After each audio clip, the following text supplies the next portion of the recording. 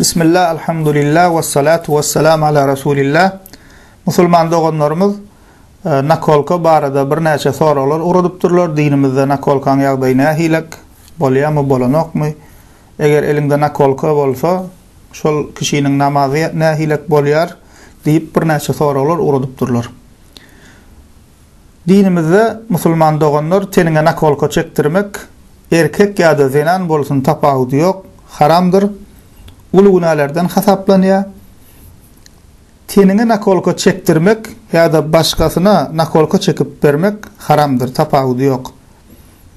Özüň nakolka çekmeseň de başkasına nakolka çekip vermek, oşoň usulen gazanç etmek haram hasaplanýar. Hasam tenine çekilýän suratlar canly zat bolsa, kapyrlaryň nişanlary bolsa, ýani simwollary bolsa, günah hasam agyrdyr. Arap dilinde nakolka weşim diýilýär. Peygamberimiz Muhammed sallallahu aleyhi ve sellem weşim barada Buhari we Muslim hadis kitaplarına gelen hadisinde weşim yani nakolka çektirenlere we nakolka çekip berenlere lanet edipdir. Çünkü bu hareket Allah Teala yaradan zadyny ütkötmek hasaplanýar. Allah Teala sana pek arasda ten beripdir. Senem goya onu halamayan ýalyk iňelep deriň aşagyna boýa goýdurup surat çektirmek arkaly we dowamly galyan görnüşde. Bir ettirsen dowamly galya şol.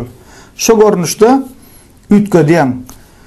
Şu hareket Allah Teala'nın yaradanyny ütkötmek hasaplanýar.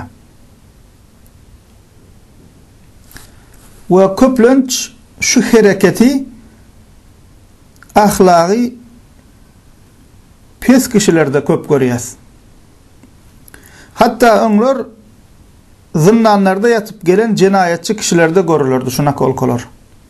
Indi bu işin üstünden pul kazanmak isleyen kişiler bunu sowda öwrüp öwýänlikleri we gowzat ýaladip görkezýänlikler üçin gowniýetli kişiler hem beze üçin diýip bilmän şu tuzağa düşýärler. Kim musulman doğanlar bilmän nakolka çektiren bolsa tawba etmeliler. Tawbaň şertleri barada wagzlar bar. Tawbaň hem şerti bar. Ýöne dilim bilen tawba etdim diýeniň bolanok. Tawba etmeliler.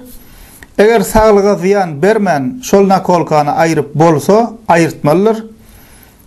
Aýyrdyp bilmese tawba etmek yeterlidir.